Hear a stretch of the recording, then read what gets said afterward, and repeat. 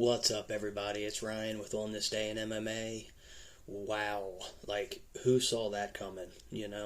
Francis Ngannou, Tyson Fury definitely delivered. It was a great fight. Tyson Fury won by split decision, but Francis Ngannou definitely won the war. Tyson won the fight, but Francis won the war for sure. And the PFL are probably sitting back right now licking their chops like they know they have a superstar on their hands.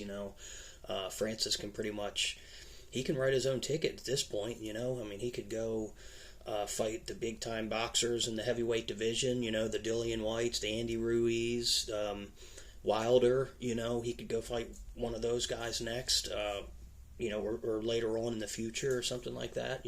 But I did see the interview after the fight, though, and he's talking about going back to PFL to do some MMA fights. And wow, it's just, what an amazing fight that was. Nobody thought that was going to happen. I surely didn't. I thought Tyson was going to come out there early, get the jab rolling, start bouncing, moving around. And Francis, I thought, was going to. We just didn't have any footage on Francis. We didn't know what he was going to look like. He looked way better than I thought he was going to look. I mean, he was light on his feet. He was bouncing around. Didn't get hurt, I don't think, really once in the whole entire fight. Tyson had some knots on his head and on his face and stuff like that. And,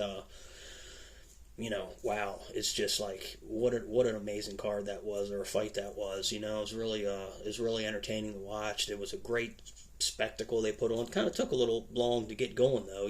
They had looked like the damn concert they had on there before it started. We're sitting there waiting, like, God, are they ever going to walk out? But took a little bit to get going and everything. But as far as the production was good. It looked good. Everything, as far as that looked nice.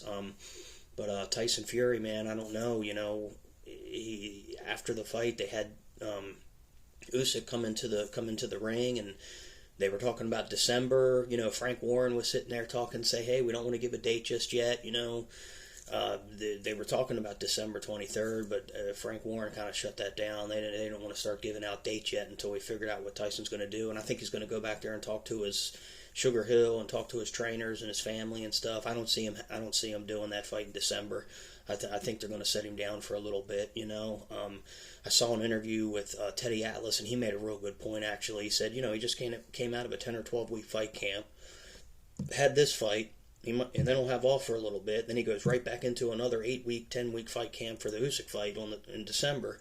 And you overtrain, you leave it in the gym, you just ain't got nothing left come fight night, so I think they're going to set him down. I think to do something after the first of the year, but man, what a great fight that was, man. I was just so impressed with Ngannou. He can, like I said, he can pretty much just write his own ticket at this point. PFL has a moneymaker there, and I'm sure the UFC's not real happy about everything, the way it all played out at the end there with, him leaving as champion and stuff, and, UFC's going to keep doing what they do. It's a great organization. They're going to keep rolling, moving forward and stuff, but this is a one-off. You're not going to have many guys that are going to be able to do that and walk away from that kind of money and take a gamble on themselves like Francis did.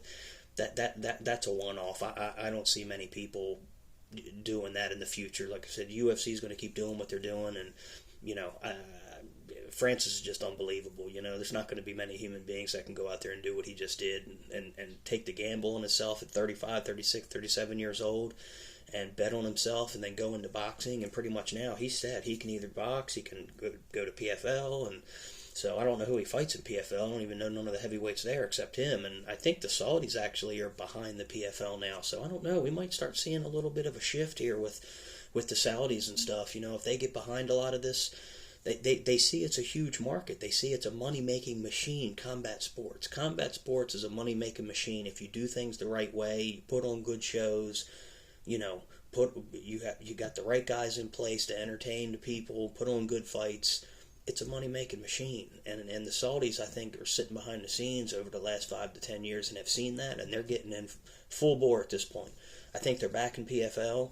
Jake Paul's involved with PFL, moneymaker. Francis is involved with PFL, moneymaker. Inside the ring, they were talking about Usyk and Fury in December. Like I said, Frank Warren didn't want to put a date on that yet, but they're behind that. They're behind that as well.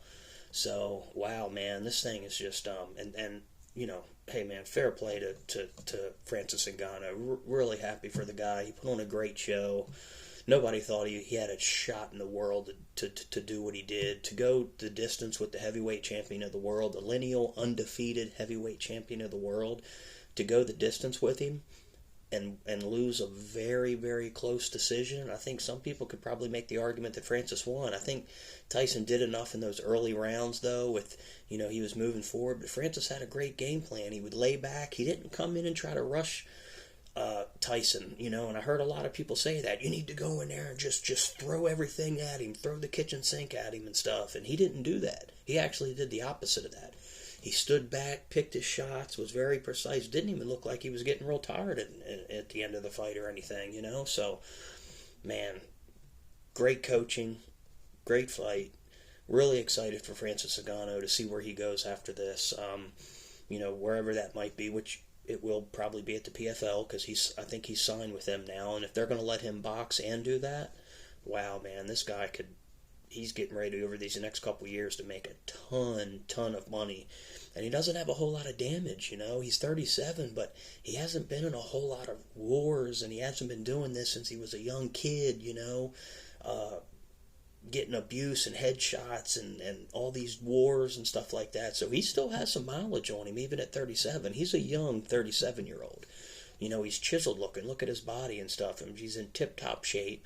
So he still has a couple years or a few years here where he could really, really make some serious money. He could be one of the biggest combat sports athletes on the planet, really. You could set up the Fury rematch. I know that's there eventually, too. You could do the Fury rematch. But I see him probably going to the PFL, do some MMA. After that, probably comes back, and then I could see him fight one of the top contenders, or maybe even they do that Fury rematch again. I don't know, but Tyson Fury I don't think he took him lightly. I don't think that's what it was. I just think he was just. Tyson even said it in the ring. You take the man for his word. He was really awkward in there. He just couldn't. They didn't have no film on the guy. He's never had a boxing match before. He just came out.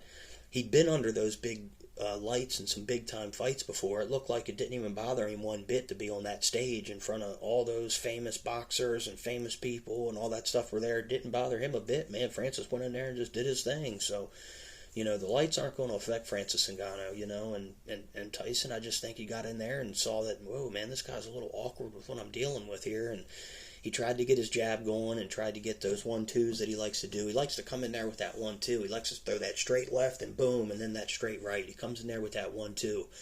And he caught him a few times fairly clean, but nothing where I don't think it hurt Francis or anything like that. But man, what a great card. And again, such a huge fan. I love the entertainment. I love all things combat sports, whether it's boxing, UFC, other MMA events. I just think it's just great entertainment. I'm really happy for Francis. I think he's going to go off and do some really great things, make a ton of money, and I hope Tyson can figure out what he needs to figure out and go in there and fight Usyk. I would really like to see Tyson retire undefeated heavyweight champion and just ride off into the sunset, man. That would just be a great story. Again, given everything that he's been through, too. Both of those guys have been through so much, too, in their regular lives. To be where they are right now is just, it's a credit to them and who they are as men, So, yeah, great fight. We'll make another video tomorrow sometime. We'll start talking about the UFC 295 that's coming up in Madison Square Garden. We'll be getting ready for that, and we'll see you.